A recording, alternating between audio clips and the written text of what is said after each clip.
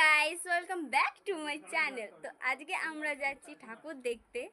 আমি, আমার দিদি, জামাইবাবু অ্যান্ড আমার বেস্টি কম বঞ্জি। এই যে কোথায় গেল? তো আমরা এখন বসে পড়েছি বাসে, আর বাসে এতটাই ভিড় ছিল যে ওখানে ভয়েস দিতে আমি পারিনি, তো পরে ভয়েস ওভারটা দিচ্ছি। আর এখানে আমরা পৌঁছে গেছি শ্রীভূমিতে, আর আমাদের হাওড়া ময়দান থেকে শ্রীভূমি আসতে প্রায় 1 ঘন্টা সময় লেগেছে, জ্যামের কারণেই অবশ্য। তো আমরা এখানে শ্রীভূমিতে পৌঁছে গেছি, আর এখানে প্রায় প্রচুর ভিড় ছিল। এখন মনে হচ্ছে না যে অতটা ভিড় আছে বলে, কিন্তু ভেতরের দিকে যত এগোচ্ছি তত ভিড়টা যেন বেড়ে যাচ্ছে।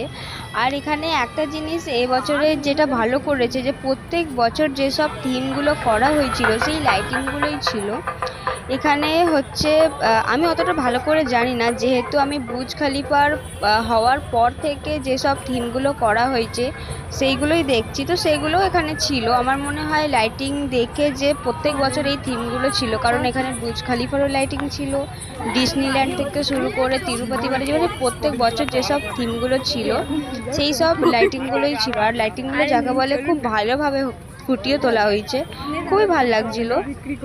আর ভেতরের দিকে যত এগোচ্ছি ভিড় যেন তত বেড়ে যাচ্ছে, এটাই স্বাভাবিক। কিন্তু যেহেতু আজকে সপ্তমী, ভিড় হওয়ার কথা, কিন্তু সপ্তমীর তুলনায় যেন ভিড়টা একটু বেশিই হয়ে গেছে।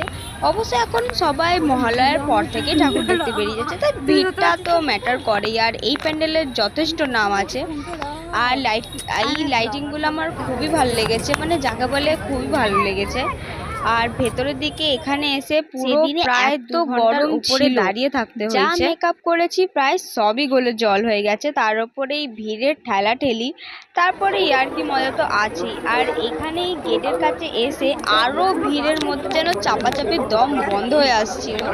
এখানে আমাদের খুবই বাজে অবস্থা হয়ে গেছিল। তো যাই হোক, পুজোতে বেরিয়েছি, ঠাকুর দেখবো, এই এনার্জি নিয়েই ভিড়ের ঠেলা সহ্য করে আবার এগিয়ে পড়েছি। তো এখানে হচ্ছে সবাই আমাকে এনকারেজ করার জন্য হাই করে দিচ্ছিল, যেহেতু আমি প্রথম ভিডিও শ্যুট করছি বা বানাচ্ছি, তো হচ্ছে অনেক ভুল ত্রুটি হচ্ছে, তো তোমরা একটু ম্যানেজ করে নিও। আর আমার কোথায় এক্স্যাক্টলি ভুলটা হচ্ছে কমেন্টে জানিও। আর এখানে আমরা অনেকক্ষণ, প্রায় 2 ঘন্টার ওপরে লাইন দেওয়ার পরে অবশেষে প্যান্ডেলে পৌঁছেছি। আর প্যান্ডেলটা খুবই ভালো হয়েছিল, মানে যাকে বলে খুবই ভালো হয়েছিল, নিখুঁত কাজ। আর ঠাকুরটা তো বলার কথাই নয়, ঠাকুরটা খুবই সুন্দর হয়েছিল, মাকে খুব অসাধারণ লাগছিল। তো যাই হোক, এতক্ষণ লাইন দেওয়ার পরে